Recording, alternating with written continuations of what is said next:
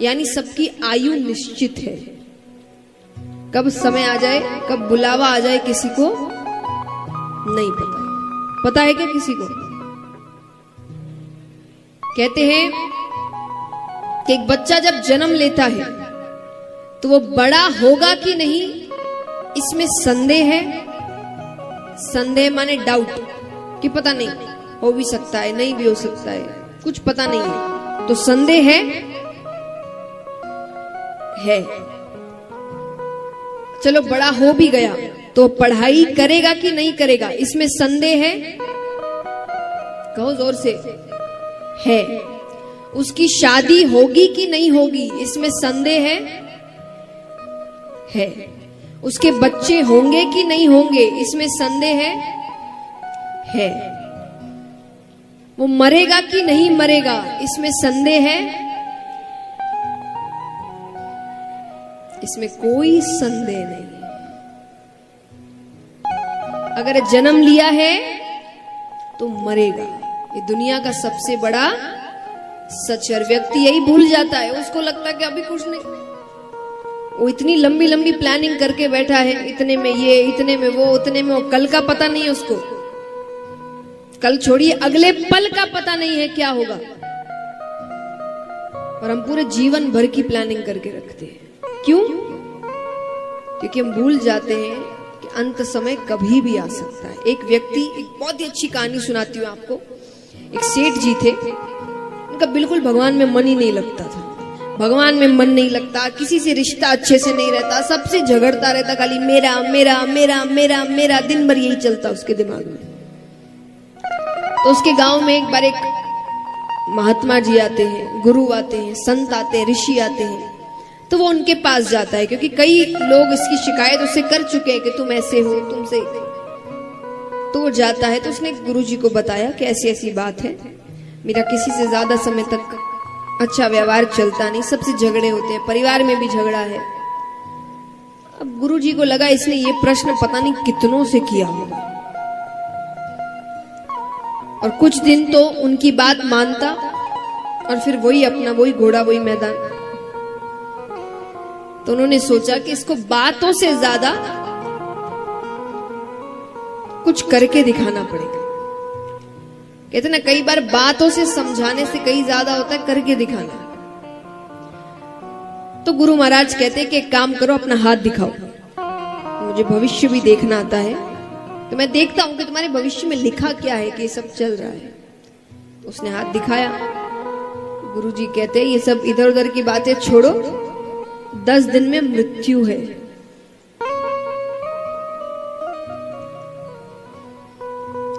उसके तो शब्द नहीं आ रहे उसको समझ में कि क्या बोल रहे हैं आप। बोले 10 दिन में मृत्यु है, ऊपर जाना है, अब क्या करना है तुम देखो। वो तो गया, 1 2 3 4 5 6 7 8 9 10 11 12 13 14 15 दिन निकल गए, कुछ नहीं हुआ। 15 दिन बाद वो आया, वो कहे आपने तो कहा था 10 दिन में मृत्यु है, 15 दिन हो गए मुझे कुछ भी नहीं हुआ। गुरुजी ने कहा तुमने 15 दिन में क्या किया? बोले पूछिए मत, मैं तो ऐसा भगवान में लगा हूं, मैंने बहुत नाम जप किया, बहुत दान किया, जिससे झगड़ा किया था वो सबसे माफी मांग ली, सारे रिश्ते सुधार लिए। बोले क्यों? अरे बोले जाने से पहले, ये सब थोड़ी कोई जाने से पहले तो सबसे अच्छा ही करके जाऊंगा, जब जाना ही है, अंत समय आ गया है तो क्या फायदा ये झगड़े ऊपर लेकर जाने का। मैंने बहुत दान किया, आधे से ज्यादा जायदाद दान कर दी अपनी, खूब भगवान का नाम जप किया, मेरा तो पूरा मन भगवान में ही लगा था। गुरु जी कहते हैं तुमने मुझसे पहले दिन आके यही पूछा था ना कि मेरे एकाग्रता का राज क्या है, अच्छे स्वभाव का राज क्या है, भगवान में मन लगने का राज क्या है। यही राज है। मैं अपनी मृत्यु को याद रखता हूं, मुझे पता है कि कभी भी वो आ सकती है, अगले पल भी आ सकती है, तो मैं कोई भी अच्छी चीज भविष्य के लिए छोड़ के नहीं रखा कि बुढ़ापे में करेंगे। अभी पहले अपना अपना अपना कर ले, बाद में तो करने। वो बाद आएगा कि नहीं आएगा किसको पता। हम भी तो यही करते हैं। हमारा क्यों दिन भर किसी और से झगड़ा हो रहा है, हम किसी का सहयोग नहीं कर रहे, सिर्फ अपना अपना देख रहे, क्योंकि हम सोचते बुढ़ापे में करेंगे। कई लोग कहते हैं ना कि ये कोई उम्र है क्या कथा सुनने की, जब उम्र आएगी तब सुनेंगे। ये उम्र है क्या भगवान का कीर्तन करने की, जब उम्र आएगी तो उम्र आएगी, पता है तुमको? ये तो पता नहीं। क्या पता उम्र नहीं आई तो? तब ऊपर जाएंगे, भगवान कहेंगे क्या किया, हम कहेंगे आपने करने ही नहीं दिया। हमने तो बुढ़ापे के लिए सोच के रखा था कि बुढ़ापे में सब करेंगे, बुढ़ापा आया ही नहीं। तो इसलिए जिंदगी के जो अच्छे कार्य हैं, महत्वपूर्ण कार्य हैं, उनको भविष्य पे मत छोड़िए। वो अभी के कार्य है। अपना जीवन जरूर जिए, पर सहयोग करना, भगवान का नाम जप करना, इसको भविष्य पे मत छोड़िए। एक बात हमेशा याद रखिए, भगवान को जब आप फूल चढ़ाते हैं पूजा के लिए, तो कैसे फूल चढ़ाते हैं बताइए? ताजा या 1-2 दिन पुराना? जोर से कहिए, पक्का, झूठ तो नहीं? तो फिर खुद को क्यों इतना पुराना होने के बाद देंगे भगवान को? हम भी जब भगवान की भक्ति करें तभी ना, जब ताजे हैं, जब स्वस्थ हैं, जब हर चीज अच्छे से चल रही है, दिमाग चल रहा है, शरीर चल रहा है, मन चल रहा है। जब आधी से ज्यादा चीजें चल नहीं रही होगी तब भगवान के पास जाएंगे। भगवान कहेंगे अब क्या कर रहे हैं, हालत तो है नहीं कुछ करने की, अब आराम कर ले, रहने दे। इसीलिए जब फूल भगवान को ताजे चढ़ाए जाते तो हम ताजे क्यों नहीं? हम इतने पुराने होने के बाद भगवान के पास क्यों जाते? तो भक्ति की उम्र बुढ़ापा नहीं होता, बचपन होता है, जब बिल्कुल ताजे हैं, मन साफ है। तो यहां पर सूत जी भी यही समझा रहे हैं, श्रीमद् भागवतम शास्त्रम, ये कथा जीव का कल्याण करती है। इसकी बातें, इसकी लीलाएं, इसका सार, इसकी सीख जीवन में वो हर चीज सिखाती है जिससे व्यक्ति जीवन की बड़ी से बड़ी लड़ाई लड़ सकता है, उसका कल्याण हो सकता है। अब यहाँ पर शौनकादि ऋषि पूछते हैं कि प्रभु हमें ये बताइए कि ये जो कथा है ये सबसे पहले किसने किससे कही?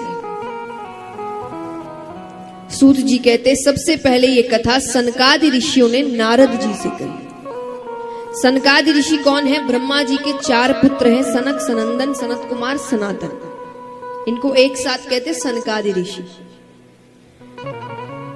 कैसे सुनाई?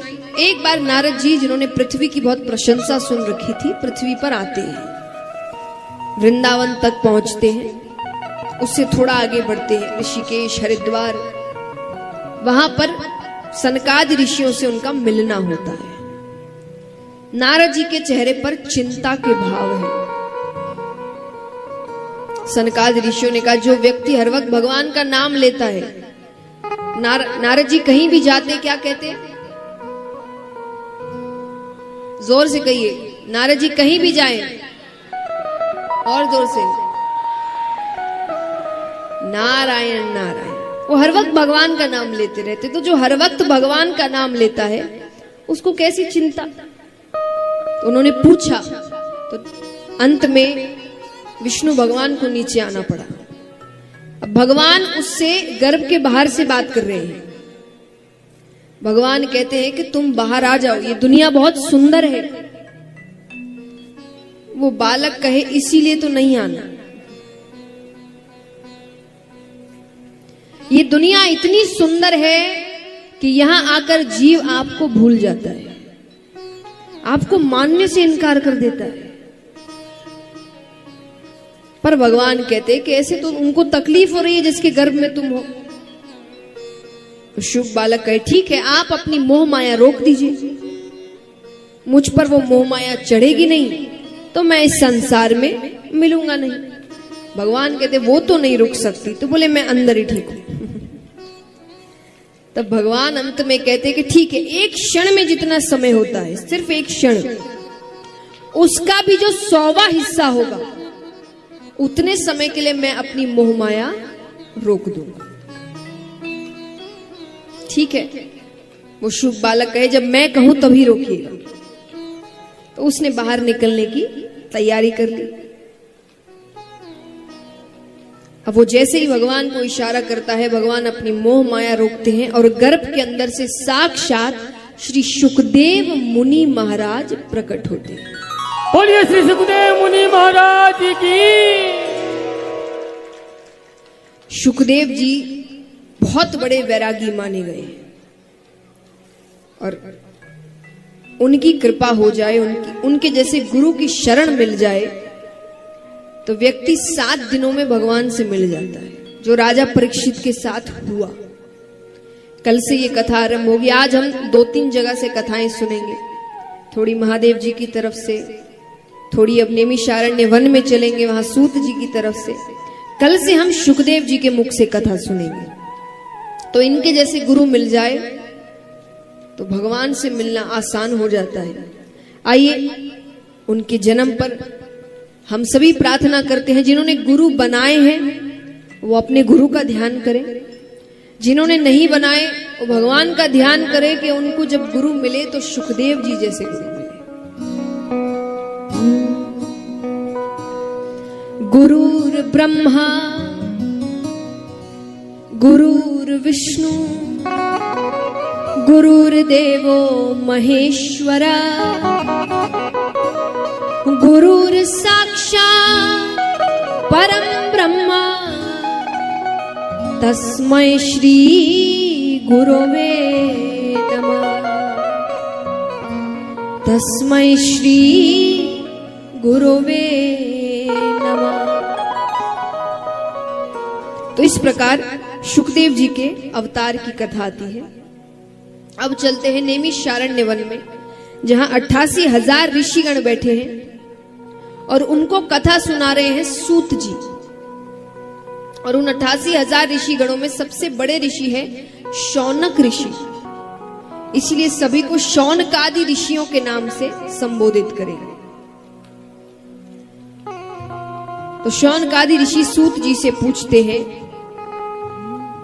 अज्ञान ध्वंत विद्वंशा कोटि सूर्य समाप्रभा सूताख्याहि कथा सारम मम कर्ण रसायनम।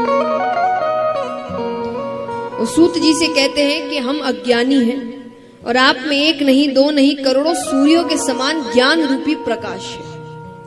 आप बताइए कलयुग में जीव का कल्याण कैसे होगा? क्योंकि कलयुग में जीव कई प्रकार के दुखों से ग्रसित है, रोगों से पीड़ित है। छोटे छोटे बच्चों को बड़े बड़े रोग हैं और धीरे धीरे ये चीजें बढ़ती जा रही है, रोग बढ़ते जा रहे हैं। हम देख ही रहे हैं ये जो महामारी आई है, 2-3 साल हो गए, कुछ ना कुछ लगा ही रहता है हर कुछ महीने में। थोड़ा ठीक होता नहीं है कि फिर कोई आ जाता है, थोड़ा ठीक होता नहीं कि फिर। तो ये सब क्या है कि धीरे धीरे रोग बढ़ते जा रहे हैं, व्यक्ति और रोगी होता जा रहा है। तो भगवान को कब याद करे? जब उसे अपने ही दुखों से, अपने रोगों से ही फुर्सत नहीं मिलेगी, वो खुद ही इतना दुखी दिन भर रहेगा। तो वो पूछ रहे कि ऐसे में उसका कल्याण कैसे होगा? तो सूत जी कहते हैं, काल व्याल मुख ग्रास त्रास निर्णाश हेतवे श्रीमद् भागवतम शास्त्रम कलोकिरेण भाषितम। काल व्याल मुख ग्रास। काल एक सर्प की तरह है। किसकी तरह? सांप की तरह।